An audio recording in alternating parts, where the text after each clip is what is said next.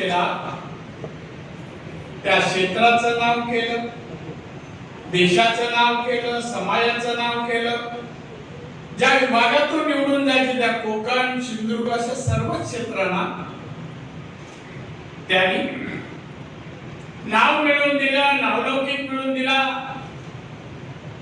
आणि त्याचप्रमाणे त्यांनी विकासाबद्दल चालना देण्यासाठी संसदेचा, लोकसभेचा उपयोग त्यांनी केला. बॅरिस्टर नाथपाई, कारण मला आज आमंत्रण नव्हतं, पण मी ते पोहोचलो सिंधुदुर्गात, मला कळलं हा कार्यक्रम आहे कलेक्टर ऑफिस फोन. मी म्हटलं ठीक आहे, मी मान्य केला, मला जायचं आहे. सगळे कार्यक्रम बाजूला केले दर्शनाचे आणि मी आलो.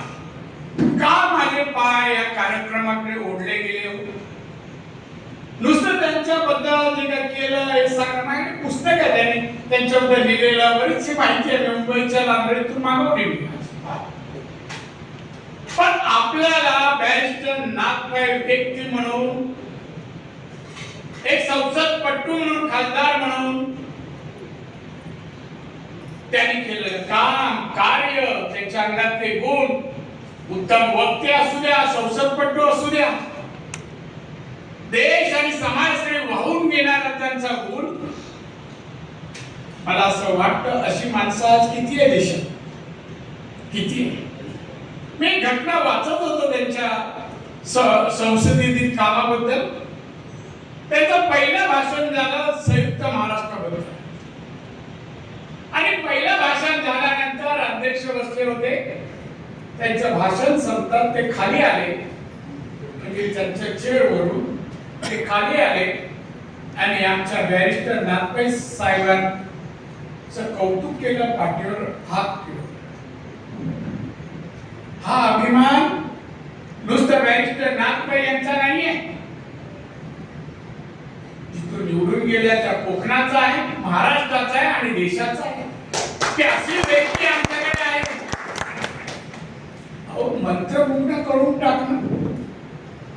त्यांची भाषण जरी पाहिलं तर आपण तल्लीन होतो.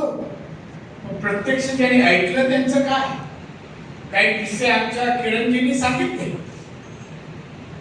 मी पूर्वीची काही भाषण मी लोकसभेच्या वाचनाला तुम्ही मागवली, काही ठराविक गोष्टींची नेमाई साहेबांची आहे, जॉर्ज फर्नांडिसची आहे, जे मला आवडत आहेत.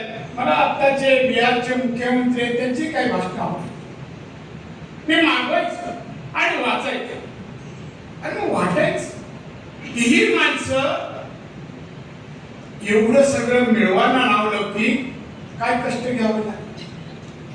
आज तसं म्हणाल माझे उल्लेख होतोय, खासदार नारायण राणे कोकणात, बॅरिस्टर नाथपाई कोकणात ते खासदार होते.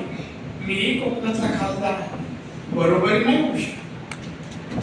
हिमालय आणि कोकणातली टेकडी हा फरक माझ्या त्यांच्या व्यक्तिमत्वातला असं मी समजतो. बॅरिस्टर नाथपाई या देशात त्यांनी जे नाव कमावलं, नावलौकिक कमावला, उत्तम संसदपटू, उत्तम वक्ते. आज लोक काही इथले महाराष्ट्रातले नाही, देशाचे नेते अमेरिकेला जातात आणि आपल्या देशाची, आपल्या घटनेचा अवमान करून येतात, अवमान करून येतात. पण आमचे बॅरिस्टर नाथपाई जागतिक पातळीवर, देश पातळीवर, संसदेत, इव्हन महाराष्ट्राच्या संयुक्त महाराष्ट्र लढ्यात प्रत्यक्ष सहभाग आणि जेले एक त्याचे व्यक्तिमत्व, एक अभ्यासू व्यक्तिमत्व, एक उत्तम संसदपटू, एक उत्तम वक्ते. कोणती विशेषण मराठीतली वापरू म्हणजे त्याचं व्यक्तिमत्व आपल्याला नक्की सांगता येईल.